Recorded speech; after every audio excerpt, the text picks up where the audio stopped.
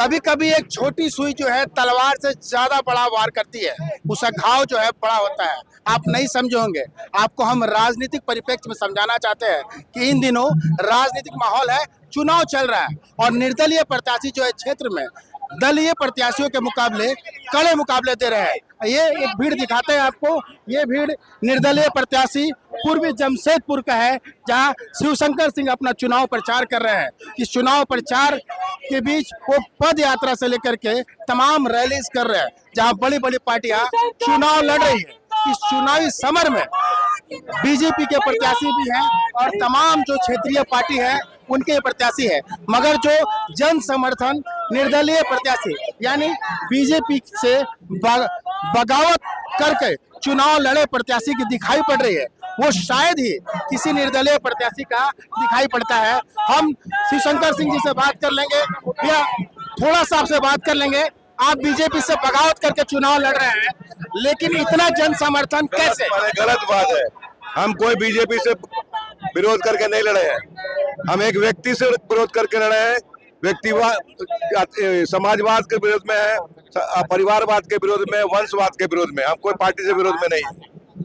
Party का निर्माण हुआ था एक परिवारवाद के कारण हुआ था, आपको याद है ना। तो हम परिवारवाद के विरोध के विरोधी कैसे हो गए? आप सामंजस्य पहले बैठाइए उसमें। लेकिन बगावत तो है ही नहीं। बगावत हो सकता है, व्यक्ति का बगावत, पार्टी का बगावत नहीं। पहले मेरा बात का जवाब दे, जनसंघ की स्थापना कैसे हुई थी? भारतीय जनता पार्टी बनी थी कैसे? एक परिवार, नेहरू परिवार के विरोध में पार्टी बना था। तो अगर हम कोई परिवार का विरोध किए तो हम बगावत पार्टी का नहीं किए, एक व्यक्ति का किए है। अभी एक व्यक्ति है निर्दलीय चुनाव में है, इतना जन समर्थन एक निर्दलीय को कैसे? भैया दो कारण है इसका सबसे बड़ा कारण है पार्टी में जो गलत तरीके से टिकट दिया गया, जो पूर्णिमा मैडम को दिया गया है, उसके विरोध में जन आक्रोश है। ये कोई नेता नहीं है, ये सभी लोग आम जनता, आम वोटर है। वो कार्यकर्ता भी नहीं है, आम वोटर है। आम वोटर का आक्रोश दिख रहा है निर्दलीय प्रत्याशी के सपोर्ट में। शिवशंकर भैया, लोग जो है क्षेत्र में एक नारा लगा रहे थे, जय जय शिवशंकर। इसका क्या मतलब है? भैया जय जय शिवशंकर हमारे महादेव है, हमारे महाकाल है, वो उनका जय जयकार हो रहा है। शिवशंकर तो सामान्य आदमी है, बहुत सामान्य कार्यकर्ता, बहुत ही सामान्य। इसका जय जयकार नहीं हो रहा, जय जयकार हो रहा है, महाकाल का जयकार हो रहा है। डॉक्टर अजय और पूर्णिमा दास को आप कैसे देख रहे हैं? देखिए, दोनों राष्ट्रीय पार्टी का गद्दी हिल चुका है। आपका सर्वे अगर आप कर रहे हैं तो अभी जाकर देखिएगा, दोनों की परिस्थिति खराब हो चुकी है। और आपको बता दें, दोनों राष्ट्रीय पार्टी आज हम मेरे पीछे पड़ चुके हैं। हमारा सब जगह झंडा फाड़ा जा रहा है, पर्ची फाड़ा जा रहा है, लोग को धमकाया जा रहा है, मेरे पोलिंग एजेंट को धमकाया जा रहा है। इसका वजह क्या होता है? निर्दलीय तो 20 कैंडिडेट खड़े हैं भैया, 22 कैंडिडेट निर्दलीय हैं। 22 में किसको धमकी आ रहा है? किसका झंडा फाड़ा जा रहा है? सब जगह से रात को झंडा लगता है, उसको उखाड़ दिया जा रहा है। एक निर्दलीय का नाम बताइए तो जिसका उखाड़ा जा रहा है। इसका मतलब हताश हो चुके हैं, वो हार चुके हैं। ये जनसैलाब मैं खरीद कर नहीं लाओ क्या भैया? किसी को 5 रुपए दिया है क्या? जनसैलाब को खरीद कर नहीं लाया जाता है। ये आक्रोश लोगों के मन का आक्रोश है। और भैया ये बहुत जल्दी 23 तारीख को जिन खुलने वाला है। परिवारवाद के नाम पे चुनाव लड़ा जा रहा है, इसके अगेंस्ट में लोग आपके साथ हो जाएंगे? निश्चित रूप में परिवारवाद, वंशवाद के खिलाफ पूर्वी क्षेत्र की जनता एकजुट हो चुकी है। ये नया परिपाटी स्टार्ट हो रहा है। यहाँ पर पूर्वी क्षेत्र की जनता बहुत सजग है, बहुत ही अपने वोट के प्रति बहुत ही सजग है। वो समझ गई है कि हमको वोट अपना कहाँ देना है, अपना सपोर्ट कहाँ देना है। दूसरी बड़ी बात आपसे माध्यम से बता दें, मैं पहली बार चुनाव में जरूर आया हूँ, लेकिन व्यक्ति के बीच में 20 साल में खटाया हूँ। पिछले 2 दशक से लोगों के बीच रहा। बाकी दोनों कैंडिडेट से पूछ लीजिए कितना सेवा हुआ है। एक कैंडिडेट 10 साल बाद यहाँ चुनाव लड़ने आए, एक कैंडिडेट जीवन में अपना प्राथमिक सदस्यता भी नहीं लिया।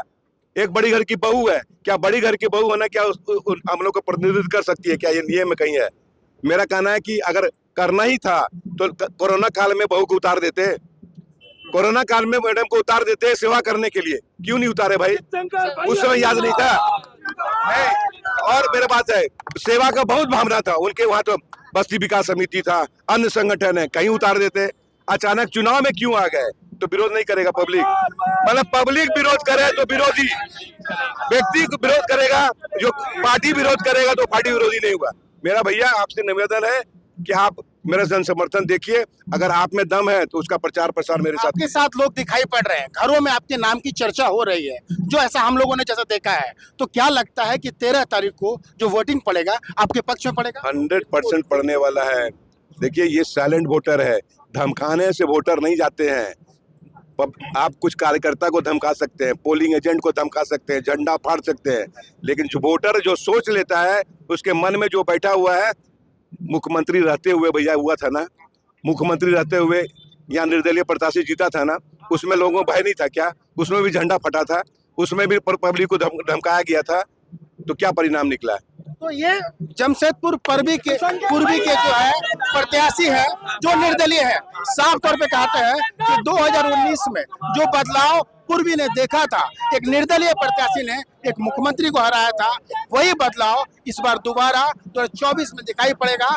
एक निर्दलीय बागी प्रत्याशी से जो राजनीतिक पार्टी की प्रत्याशी है पूर्णिमा दास यानी बीजेपी हारेगी और नंबर 1 पे निर्दलीय प्रत्याशी पूर्वी में आएंगे। पूर्वी की जनता का पूरा साथ है और देखना काफी दिलचस्प ये भी होगा कि दूसरी तरफ डॉक्टर अजय जो कांग्रेस के टिकट से लड़ रहे हैं उनका क्या होगा। देखना यह भी काफी दिलचस्प होगा कि उड़ीसा के राज्यपाल कि बहू जो है चुनावी मैदान में है, उनका क्या होगा अगर ये निर्दलीय प्रत्याशी जमशेदपुर पूर्वी से चुनाव लड़ जाते हैं। तो अपने सहयोगी नवीन प्रधान के साथ इंद्रजीत सिंह, समाचार प्लस, जमशेदपुर।